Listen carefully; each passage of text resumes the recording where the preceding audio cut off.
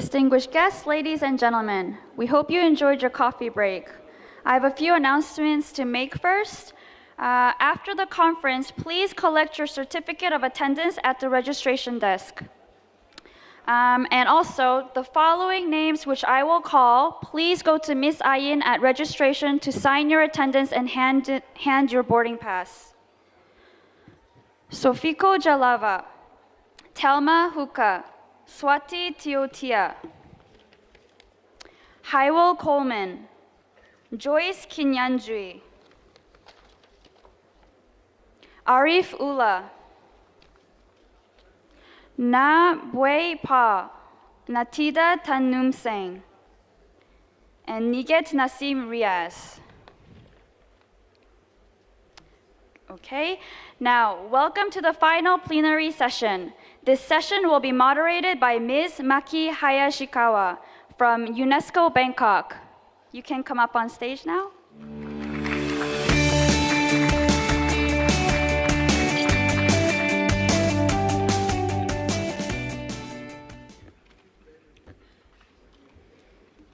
Thank you very much. Good afternoon, everyone. Welcome back from your break. So the time has come. This is our final session of the 3-day conference. I'm sure you all agree with me that the last 2.5 days have been full of interesting and inspiring learning, active sharing and exchange of rich knowledge and experiences, and reconnecting with your old friends and meeting new ones and expanding your network. I hope you all have luggage allowances, enough baggage allowances, so that you can make sure to take all of your rich knowledge and experiences as well as physical materials with you collected over the last 3 days so that you don't have any extra charges, at your check-in counter tomorrow. Now, this final session is quite challenging, especially for me to moderate, especially in terms of the time management. We only have 1 hour before the closing session, so I hope you'll bear with me with a slight strict timekeeping in order to make sure that we have all our speakers for this session to be able to deliver all tasks without any missing pieces. Now, there are 3 parts to this session. The first one will be a presentation of the summary report, revisiting the main conference themes addressed over the last 2.5 days. This will be followed by a sharing of the main outcomes of the high-level policy forum MLE, Multilingual Education, which took place in concurrence with the conference yesterday. And then, of course, the last part of the session will be our highlight, a plenary panel to respond to all your questions that we have received from you online during the last 2.5 days. So because of the tight time we have, without further ado, may I invite Mr. Chris Houghton, the consultant to the British Council, to present a summary of the discussions from the conference. So, Chris? Yes.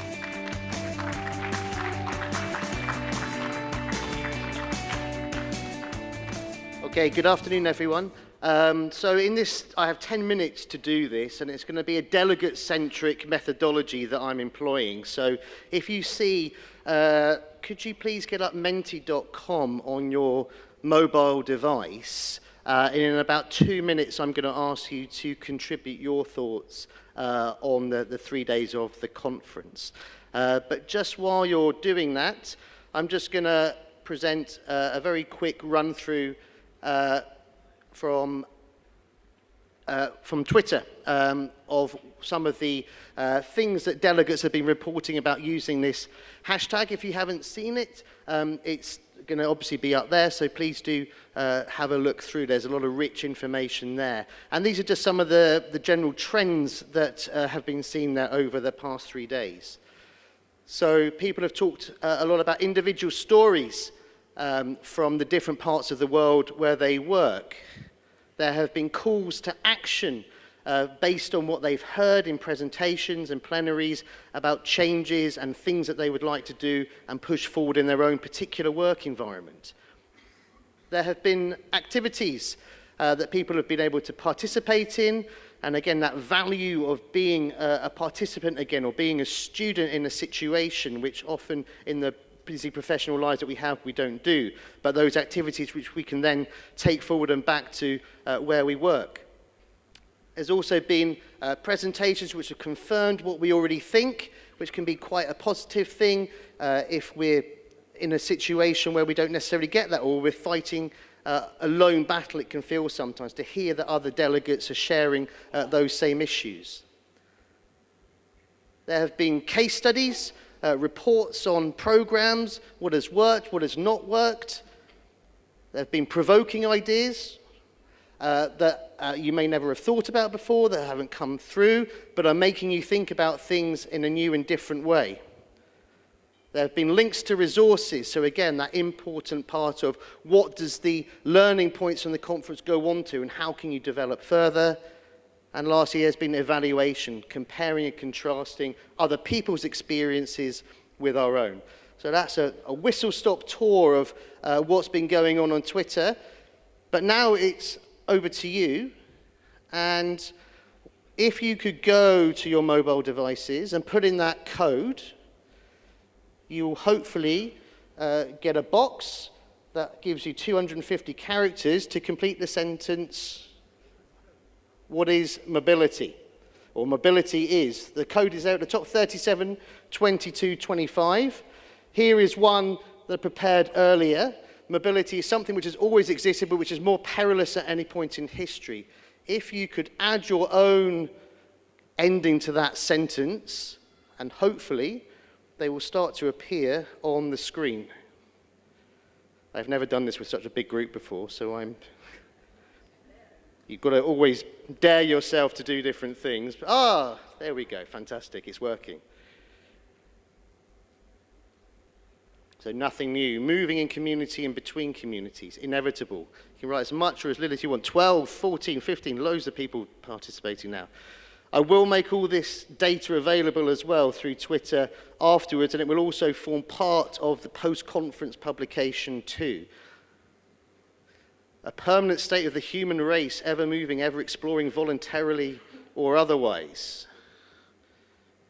The very essence of human nature. Tao. Everywhere, movement. Okay, 52. Let's try and get up to 100. Inevitable and much needed. A positive analysis of that. Cross-border and transnational. Borderless. An endemic feature of the human... Yes, someone's gone literal there with it's a noun, yeah?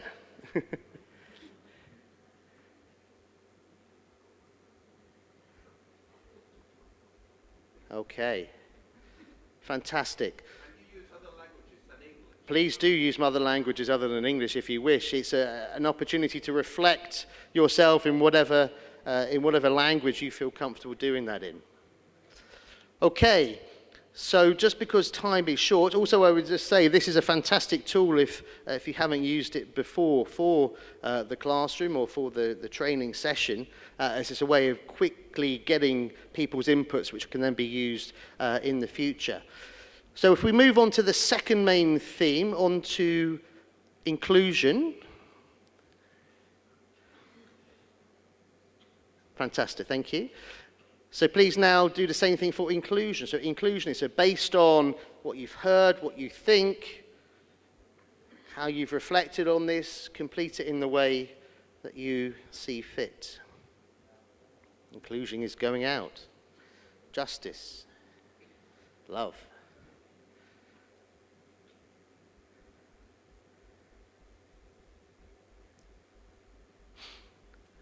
Okay, now we've got some people are now difficile pero necesario. People are using different languages now. So again, just while you're doing that, to say as part of the post-conference publication, it will hopefully be more multimodal and using different forms of data collection. And one thing I've been trying to do throughout the conference so far is to get delegates to contribute and share their information through social media. And that's something which we'd like to continue with the post-conference publication. Inclusion is what makes us human, boundless, at odds with mobility. Okay, coming out of the first plenary, I think there, all that sort of inclusion, mobility, contradiction or convergence. 114 people now on this one. Okay, again, just because of time, if we could move on to the third one, please. The last one. So, multilingual education can be achieved if. So again, obviously one of the very strong themes in many of the sessions in this conference. So looking here at the link between what you've heard and practice, how we can impact that. If all are in, there is political will. Okay. I don't know that's identical there, which is consultation with locals, so involving all stakeholders in the process. Again, there is political will, the third one.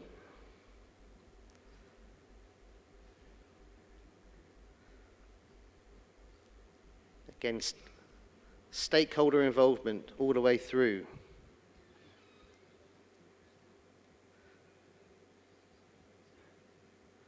Again, political will. This is a if English is not required, okay. Right, now we're getting some different alphabets as well. Now we've done it a few times with iterated process. Everyone's feeling a lot more confident about it and expressing themselves how they want to do it. Okay, thank you. And if we could go back to the presentation.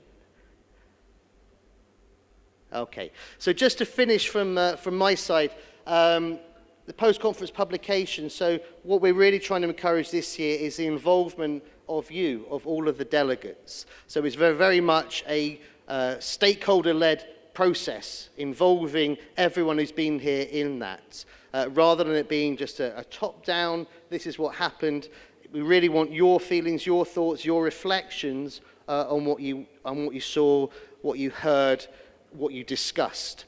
Now obviously it's difficult in the end of the conference, everyone's tired and there's so much in your head, but if next week, the week after and so on, you've got some ideas, you've got some thoughts, please do send them through to me. So I will be leading on this. That's how you can contact me. That QR code goes to my website and you can contact me through that as well. So I really do encourage and ask you to do that, because I think that the post-conference publication should reflect the type of conference that this is, which is stakeholder-led, which is non-hierarchical, which is very much the stakeholders, I think, in charge. And I think the post-conference publication should reflect that. So please do get involved with that.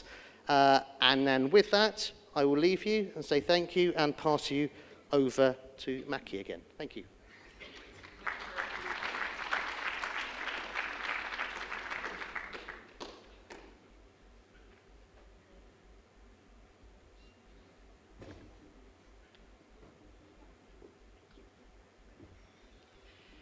Thank you very much, Chris, for this very interactive and interesting exercise. I think everyone has become so familiar with mini. I haven't. I'm sorry. So now, next, let me invite Mr. Arthur Albert, the Assistant Secretary of the National Department of Education of the Federated States of Micronesia, to share the main outcomes of the High-Level Policy Forum on MLE. So, Mr. Arthur Albert, please, on the podium.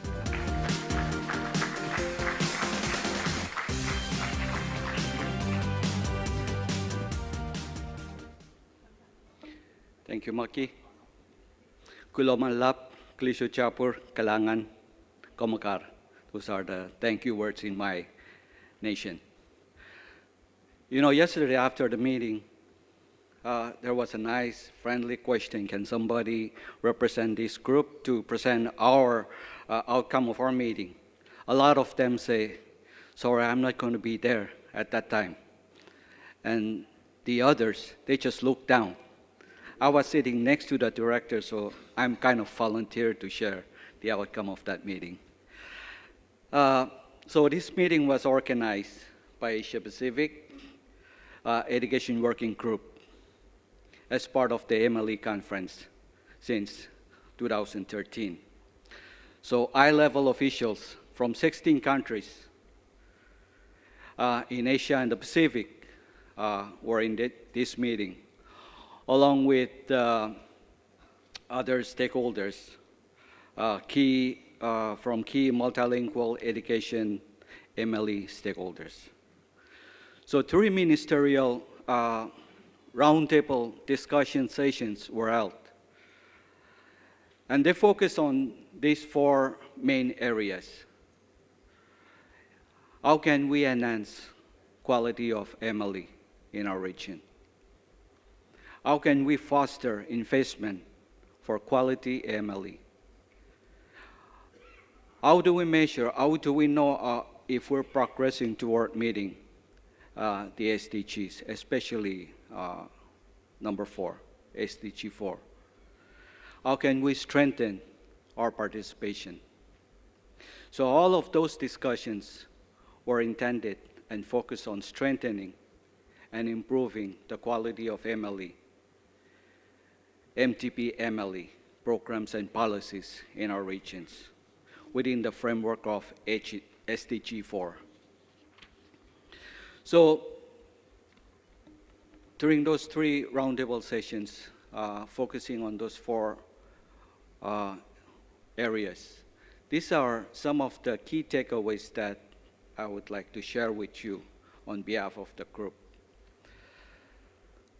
Under enhancing quality of MLE, delegates shared their current status on MLE and discussed why and how first language-based MLE can be or should be implemented based on their context. They also shared challenges around teacher development and management of curriculum and learning material development that are appropriate in the multilingual education settings.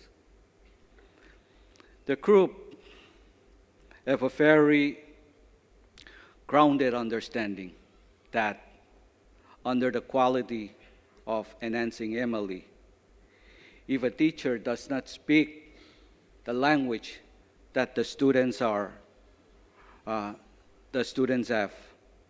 then no matter how good the curriculum or policy, it's not going to work. They have to be able to speak and understand the language of instruction. Under fostering investment for quality MLE, how can we introduce, or how can we strengthen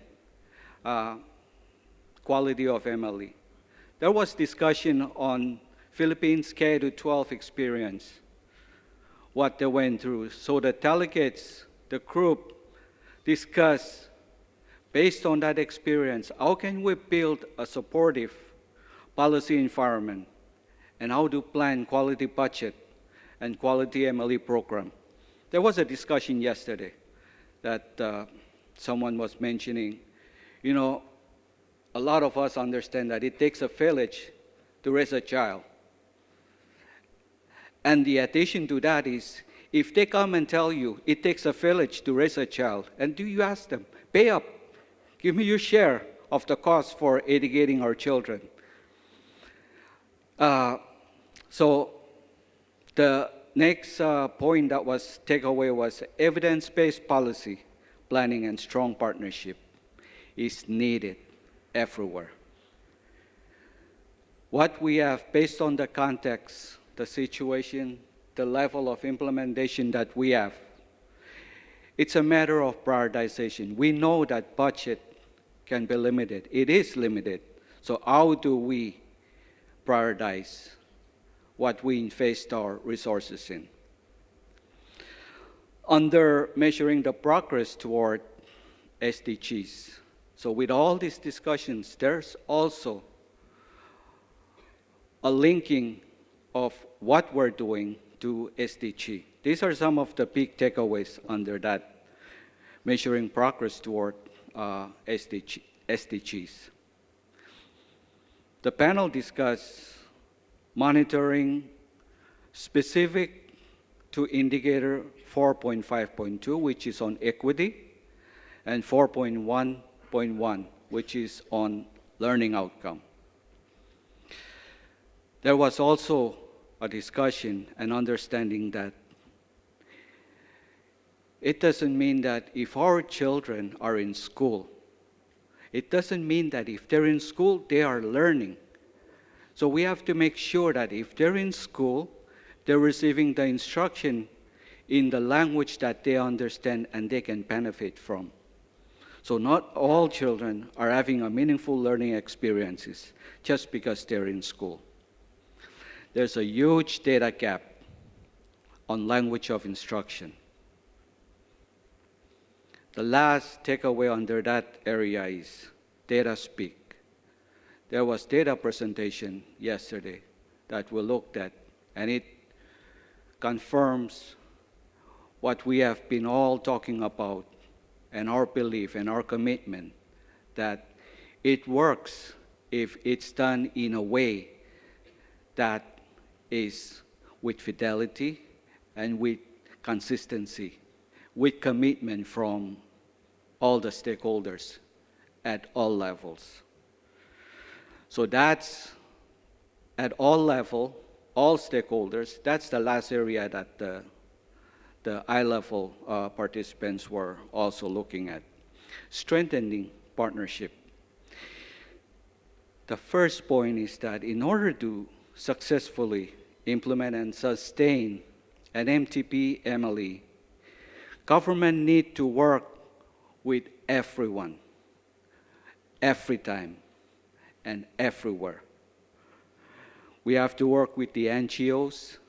There's specific need to ensure that there's discussion on NGOs, academia, teachers, communities, and parents. There has to be a regional partnership, such as the MLE working group, because they will allow to connect the research and practice to the policies that we have. From all those takeaways, I'm very happy to report on behalf of the eye-level group yesterday, the first ever regional recommendation on language and inclusion was drafted and reviewed yesterday. And they refer to this draft, the Bangkok Statement on Language and Inclusion. Thank you. There are 7 major areas that this statement focuses on, and I'll just quickly show you what they are. That statement highlighting the languages of instruction issues in the national education discourse. Second point, fostering investment for quality multilingual education. Let's talk about it. Let's do it together. How can we improve including everyone else in this endeavor? The next one, enhancing the quality of multilingual education. We are at different levels. We understand that. But we all agree that we will move forward. How do we enhance? How we support each other to make it work, especially for the kids and families that we are serving. Diversifying the teacher workforce. Gathering data disaggregated by home or first language. Strengthening partnership with relevant stakeholders and partners. And tracking the progress that we are all making on SDG indicator, especially 4.5.2. So this draft statement was reviewed, edits were made, and now it's going back to the review committee to work on those edits, include those edits as recommended by the high-level forum group, and then send out, hopefully within a week or two, then the partnering high-level committee members will do their final review for the final version of this Bangkok Statement on Language and Inclusion. Thank you very much.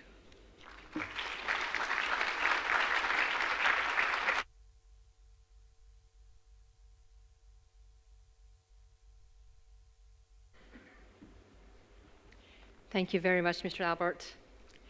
So now we move on to the highlight of this final session, the panel discussions to respond to the numerous questions that we received during the conference through online. And I wish to thank you all on behalf of the working group for all of the active contributions sending in and giving us this challenge to respond to the questions. Our program team had to really scrutinize all the numerous questions to come up with the best ones to address to our panelists now. So, first I'd like to introduce our distinguished experts, the panel speakers, onto the stage. Yep. So I hope our panel speakers are ready to come up to the stage. Yes, good. So we will have their photos and bios on the screen, so please have a look. So may I first introduce Ms. Kain Phu Tut. She's been education advisor of DFID and also have worked with the government and also civil society. A lot of experience to share with us. And next, Mr. Dhir Jingrang from India, the founder and director of the Language and Learning Foundations, a non-governmental organization promoting the cause of multilingual education. Third, Ms. Isabel Pefianco Martin from the Philippines, the professor of Department of English and the Department of Education of the Ateneo de Manila University, the Philippines. Fourth, Ms. No Dorcas Mu, the director of a Karen Refugee Committee Education entity in Thailand. And lastly, of course, not the least, Mr. Muhammad Zaman Sagar from Pakistan, the executive director of Gawari Community Development Program. And please allow me to also join the seat with the panelists.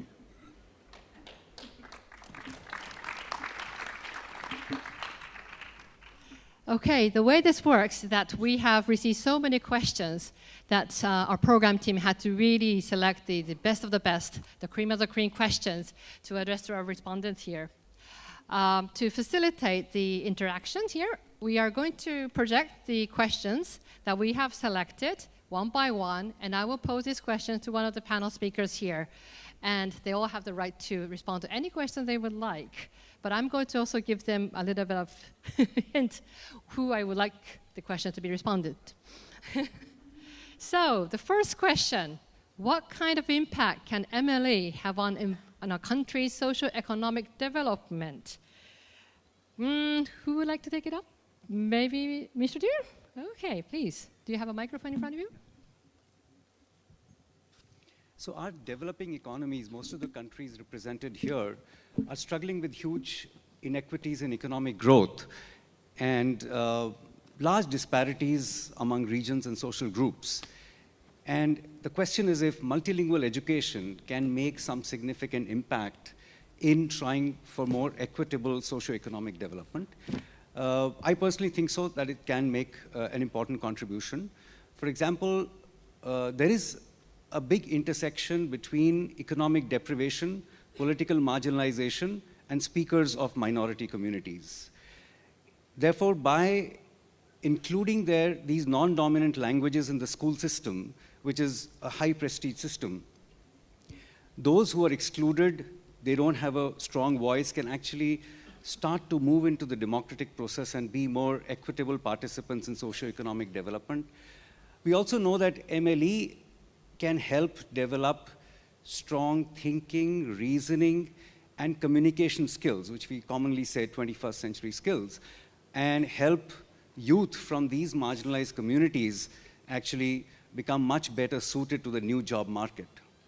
Similarly, we know that multilingual education could also help in developing strong communicative and academic competence in the national language and English, especially in our regions, which is very crucial. And again, help youth to access better jobs. So for equitable socioeconomic development, inclusion of non-dominant languages through flexible approaches of MLE can make a significant contribution, I think. Thank you, Mr. Dhir. Maybe another person would like to respond to this. Oh, Isabel, yes, please. Hello.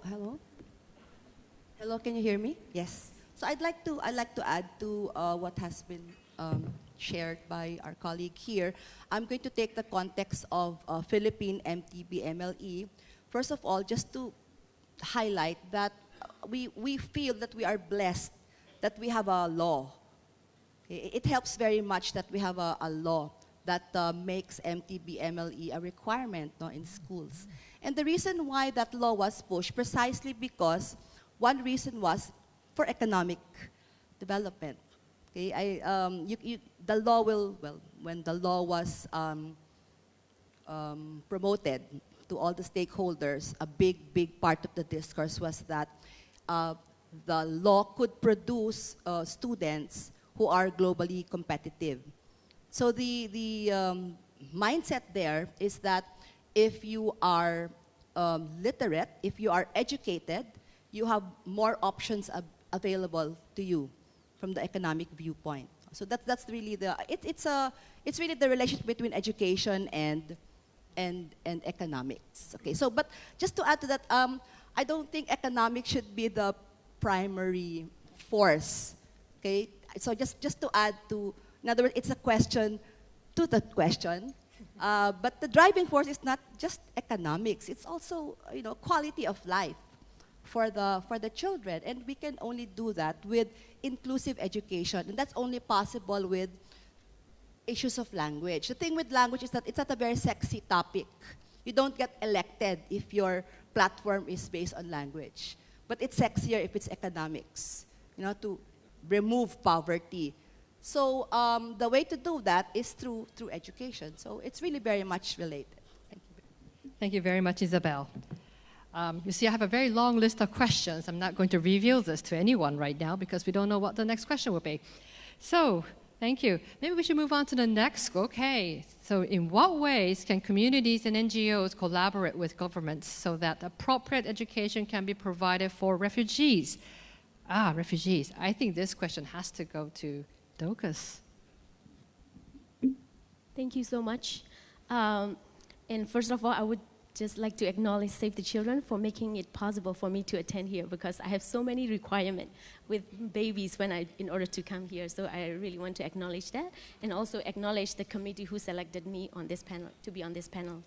To answer this question, I'm gonna take you through my experience of living through to become an expertise and not someone who has done some research on academic approach.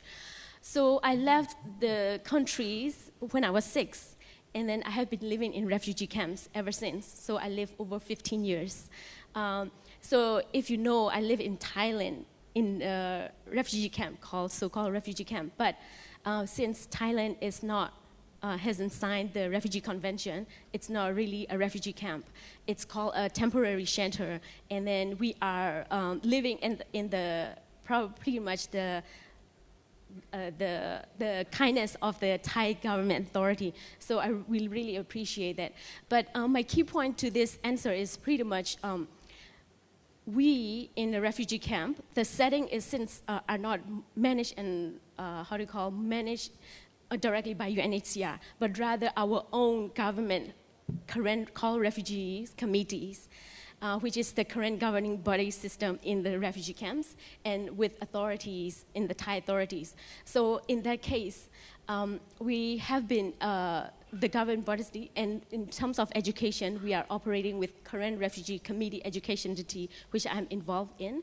And so my key point to it is that this education system has been in over for more than 30 years, but we are not recognized. Our education system is not recognized. So the key point to this is recognition of our education system, because we would like the international community who works with the government, but also who works in our community, to understand our situation, to fully understand and acknowledge, but also at the same time act upon it, and then work closely with the government and pretty much help them understand that we as refugees in Thailand are not a burden, but rather a contribution to the nation building in this time of year. So thank you very much. Thank you very much, Dorcas. And we are very privileged to have you with us in this conference as well. Now, okay, are we going to the next question? Yes. So this is our third question that our program team had selected. How can you implement MLE in a country with 100 or more languages, especially where some of the languages don't yet have writing systems? So who is our expert in this area? Zama? Thank you, Maki. And yeah, this is a very critical question because hundreds of languages in a country and you want a writing system for each and every language. Yeah, sometimes it's also look very expensive, but I can say this is not very expensive, not very difficult. So, first of all, like the community involvement or community's interest is more important. Like what the community want, yeah. Whether this community want to that their language should be documented, this should be written. So if they want, then the next step will be to have some kind of orthography development. And then on the basis of orthography development, what kind of script they want. Like in some places, like the script is main issue because there are religious issues, economic issues, like as you mentioned earlier, that those are also very important in some of the places, and also like sectarian issues are also there in the places like such as like Pakistan. But then, yeah, what else? Like, yeah, the community would come forward, and they will have like writers' workshops, and the writers are there. Only they need some kind of motivation and some kind of a small-scale training. So then they are there and they will write their language. So it's not a big thing what the government, like sometimes like the Pakistani government or some other government, they will make it very big problem. Like they say, oh, this is very difficult to write smaller languages. But I think this is not difficult. This is very easy. And what we have done, and like in Pakistan, what we did is like almost like 20 plus languages in the north and 15, 20 languages in the south. They came up with their own writing system, and these people are writing these languages. And at least in 15 languages, we have like MTB, MLE programs running from 2008 or something like that, yeah. Thank you very much, Daman. I think having a writing system is also linked to one's identity and confidence. Although I struggled a lot with my own language, which has 3 characters. But I should be proud of that as well now that I mastered it. Now, 4th question. Every time I look up, I see a new question, and I hope my panelists are not shocked to see the questions coming up. How can you teach English in a low-income country, especially in rural areas, where there are no professionally trained English teachers, yet the national curriculum still includes English teaching and learning? So, Kaimpu?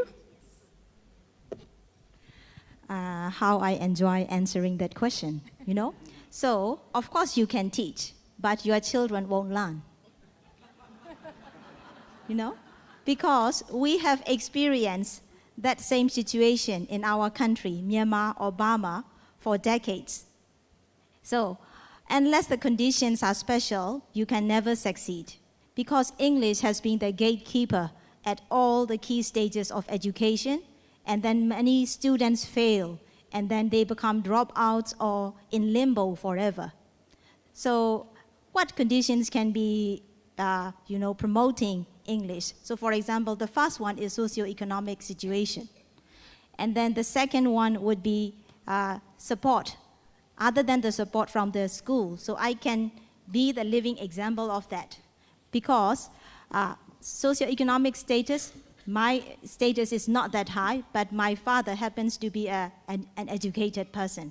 And then in terms of support, my community, it has a lot of libraries with English books, and then my father is my first teacher of English. So, but there are very rare students like me. So I am the living example of one of the elites that English helps to produce. So the majority of students in Myanmar cannot enjoy the same situation like me. So we will have to understand that. So what can we do then in such situation? One thing is governments. Governments should be representative of their country, and they should be reflective of their own situation, and they have to face the realities, and then they need to set realistic expectations. So if a country is failing in English for decades, they should be reflective of why is it that. And then from the public side as well, we also need to be thinking, are we giving the right message to our governments? So for example, as a teacher, when I talk to fellow teachers, or as an advisor, when I talk to students and parents, they say, we want English at all costs. Is it really the right thing to do so? Because, of course, it is a very tantalizing fruit, but we don't really think of how tall the tree is. And only a few students can succeed it. So please just let us give the right messages to our government, and then the governments also think about realistic solutions. That's my answer. Thank you very much, Kampu. I think the realistic solution is the key word here. We have a lot of questions still, but we also want to hear more from our experts here. So let us go into the next question. What do members of linguistic minority communities want to say to a room full of big NGOs and multilateral agencies, including me, about the way they engage and interact with communities? What processes or behaviors of these agencies are particularly unhelpful? I hope there's nothing against towards me, but so who would like to take this question? Oh, Zaman. Be kind. Okay, I will be kind with you, but not with others, yeah?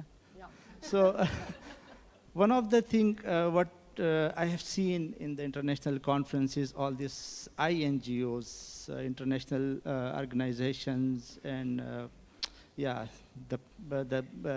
delegates who are sending to these international conferences, they are saying very nice words, yeah?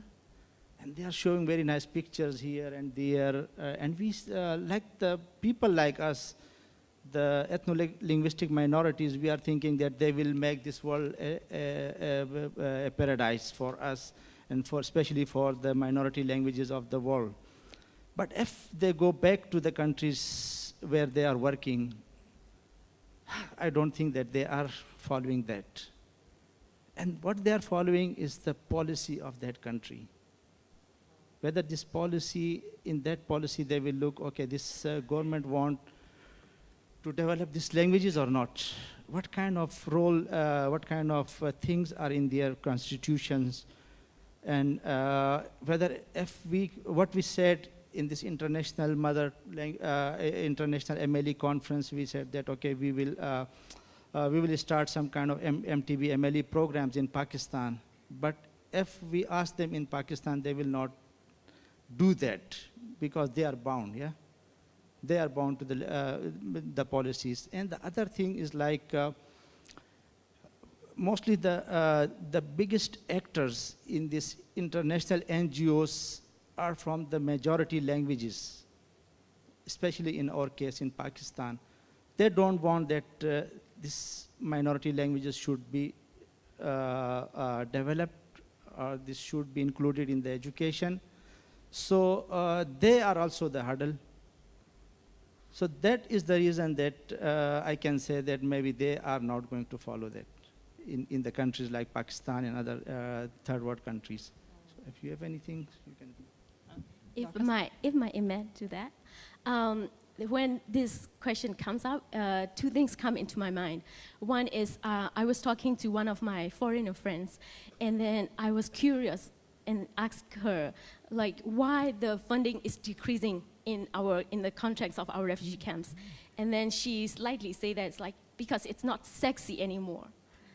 And then I said, what do you mean by not sexy? These are human lives that we are dealing with, you know. So these are, because she was friends with me, so she's just saying that lightly, but it's give me a lot of some ideas of why the mentality, most of the mentality, if not all, most of some of NGOs. And then another partner NGOs who are not currently with us anymore, he was saying that, why don't you, because after the ceasefire signed by our KNU with the government, there are some programs that we integrated into current state in the rural area. And then he came without any contact. He said that, why don't you operate and open your programs in an urban area where we can monitor? And then you guys are putting the program out of the middle of nowhere where we cannot monitor. I mean, what are you talking about? Monitor, you are free to come and monitor, but it's not the place where our community is in need. So I think realizing that what are the community needs is very important, and especially for in our situation right now, consistency of funding is very important, because people may think that the situation in Burma is getting better with Aung San Suu Kyi is in power and so on and so forth. But I think it's very important that the refugees, including the Rohingyas issue as well, need to be in their mind, and the recognition of our status, and then, like I said, not to be acknowledged as we are as the contributor, and also at not dealing with us as the top-down, but rather making a partnership and how can we work together. Please see us as somebody who as the contributor, rather than when we talk about refugees, people see us as the victim, rather as seeing us as the somebody who resilient and survivor of and making most of the resources or limited resources that we are working with in refugee camps. So it is very important because in my suggestion, it would be that RRE, which is respect, recognize, and empower the communities that we are working in a refugee or marginalized group. So very important. Thank you. Thank you very much, Dorcas.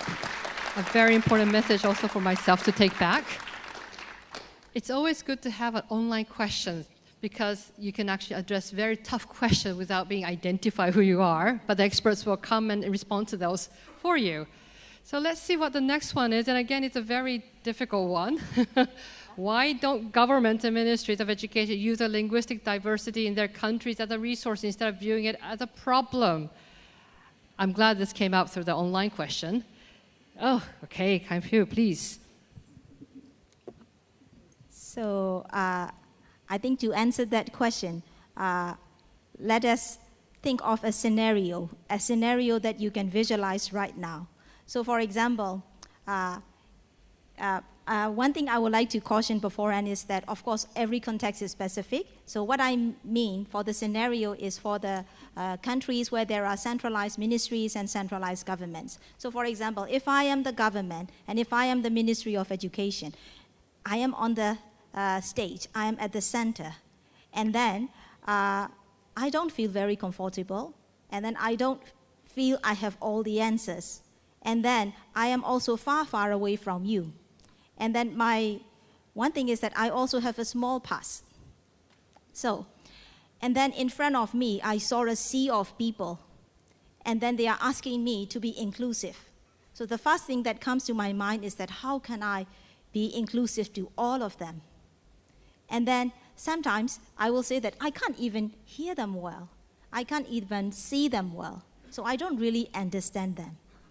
So one thing is, if I come down from my stage and if I mix among you, then I will not be scared of you, and then I will see that I am close to you, and then you are also one of the people like me. And then I can also see the benefits you are offering, you are trying to offer me. And then the other thing is that sometimes I will also realize that, oh, they are not coming to me with all the problems. Some are offering solutions. And then they are not always asking for resources from my limited past.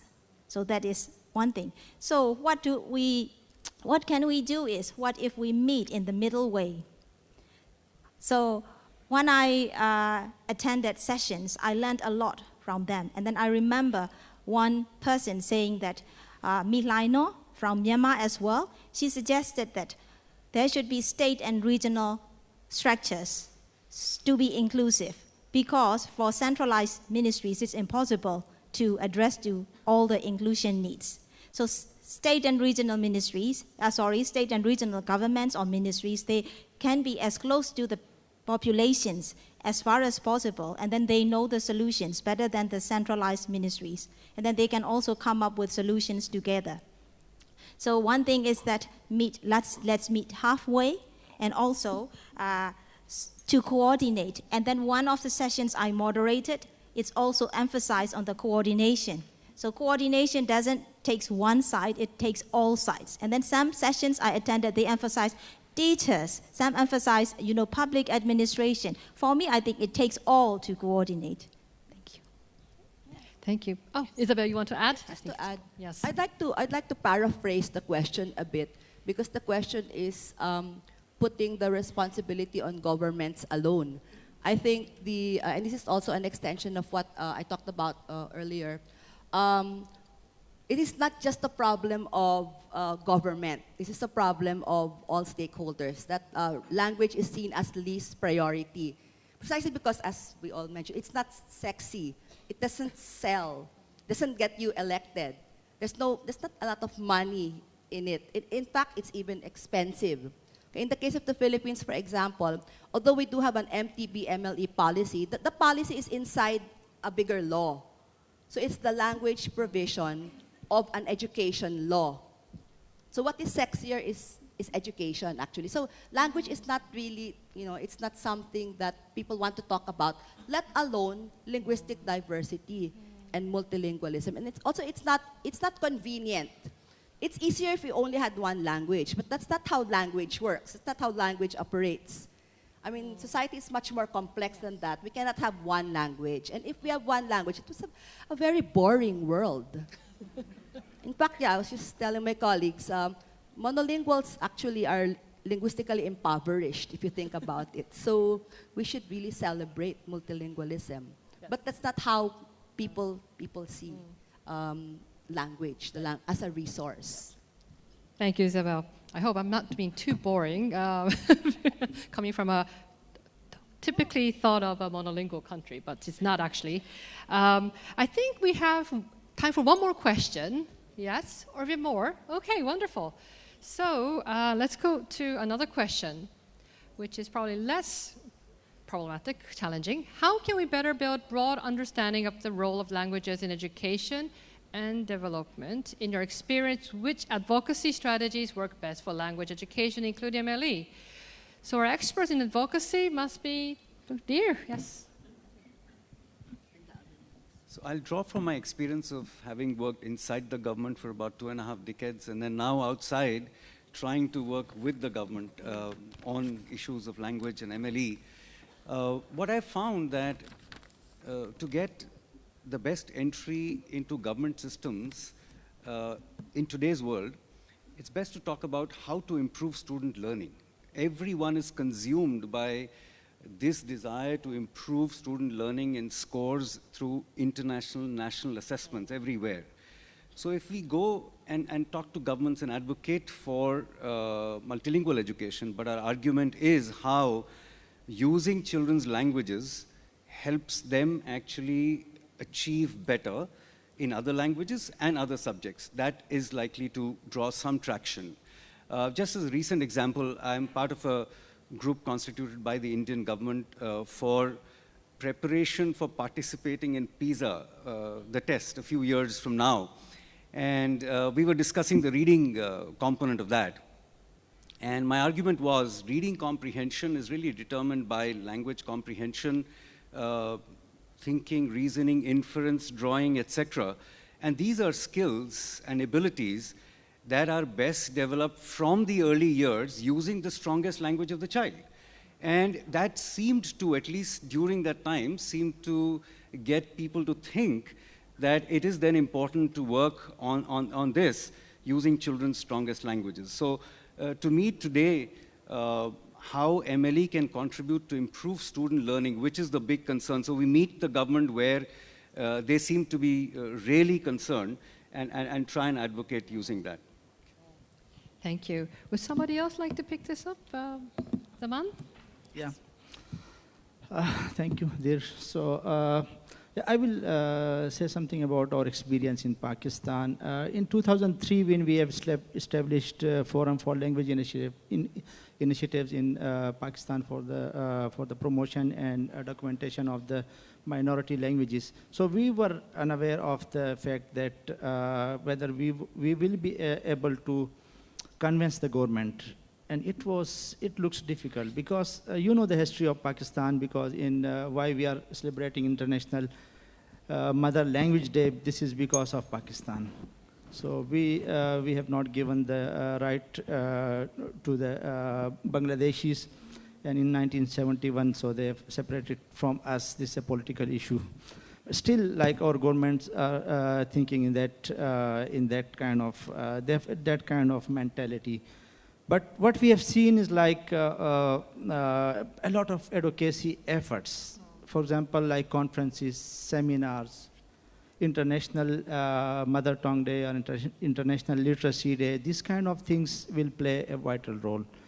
So in our experience, we have seen that sometimes the nationalist parties who are like who are working, actually their focus is some language group or some ethnic group. So they will become a good advocate for you. And what we did in Pakistan, because in 2011, one of the nationalist party which were against the minority languages of this that province, and then they have seen that without including these minority languages, we cannot survive, or we have big challenges, because we hold all these kind of conferences, seminars, and media talks, and this kind of things, and they felt a kind of danger. And in 2011, they went to the assembly, they passed the bill and included 5 languages there. And in 2016, we did similar kind of thing in another province bordering China. We went there, we hold like a media conference, and in that conference we brought the language speakers of that province, like at least from 5-6 languages. And within 20 days, they also brought this bill into the assembly, and the bill was passed by the majority of the MPs. And now 5 languages are also included there in the education. So can be done, but it requires like some kind of a group, like educates, what kind of educates you have and how they can do the advocacy work in your country. Thank you, Zaman. I had a cue from the floor that we might have time for one more question. Is that okay? One more question. And I see a very challenging question, and I can only think of one person who might be able to share with us some response to this. Dorcas, would you like to take up this question for us? I feel as if this question is directly to me. And then Maki was at first saying that, is this, did you submit this question? It's like, no, how could I? Basically, in my situation, refugees, I'm not waiting for resettlement, but rather in my situation is fleeing from the country where I'm hoping that one day I would come back and be a part of the nation development. And so I was living in a refugee camp for more than 15 years, and after I finished with my high school graduation at that time, there was no higher education at all. So I secretly, as a Christian, I was praying and hoping that one day I would be able to continue my further education and come back and be a part of, the contributor to my country. And so I waited for 7 years in order to be able to study to abroad. And so, I think that after 7 years, I had the opportunity to study, and then after 10 years, I came back and pretty much working with my community, and that's where my hearts belong to and will always be. And so I think in terms of for 10 years to survive or for living in refugee camp for so long, how can you I think the key to be is like be hopeful, be more of hopeful and hoping that the situation will get better. I remember when I was in the state study, I didn't know that it was so cold because I went to upstate New York, and that it was so cold coming from a tropical climate, and I just wear just only one layer of socks and then the walking shoe, which is like running shoes there at the time. And I saw some of my friends, they were like, oh, they are so warm, and how come my feet are so cold? And then later I realized that they have many layers of that. But at the time, as I walked through the school, I remember I told myself, I walked and it was so cold, freezing cold. And then I said, oh, at least, I didn't have to when I walk to the school, at least I go and I'm walking to get my education, but rather in my community back home, they have to worry about stepping on the landmine. And for me, especially going to get education rather than have to worry about stepping on the landmine. So it's keeping the more of the positive attitude where you can be able to, survive in whatever situation that you are giving is, I think it's the key. So thank you so much. Thank you very much, Dorcas. Okay. So I have been warned that our time is up for this plenary panel session. I think in a big conference like this, we may want to ask so many questions, but you may not have the time or opportunity to do so individually. And this kind of online questioning was very effective, I think. And we were able to get interesting questions as well as some challenging questions which you may not want to ask in public, but you still want to get experts' response. So I think this was a wonderful way to do it. And I wish to really thank the organizers for proposing this, but also a special thanks to our 5 panelists here on with me on the stage, to Kai Pyung, Dear Isabel, Dokas, and Daman. So please join me with a big hand to our panelists.